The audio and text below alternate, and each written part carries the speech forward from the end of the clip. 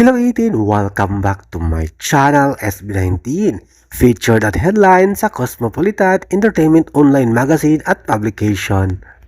Appreciated at recognized ng Cosmopolitan ang SB19 na kung saan first Filipino boy group na mag-perform sa pinakamalaking music festival sa buong mundo aside sa Coachella, ang Lollapalooza this coming July 30 to August 2. Matapos ang BINI, SB19 naman ang gagawa ng record at history sa mundo ng musika sa buong mundo sa pamamagitan ng Lollapalooza performances soon.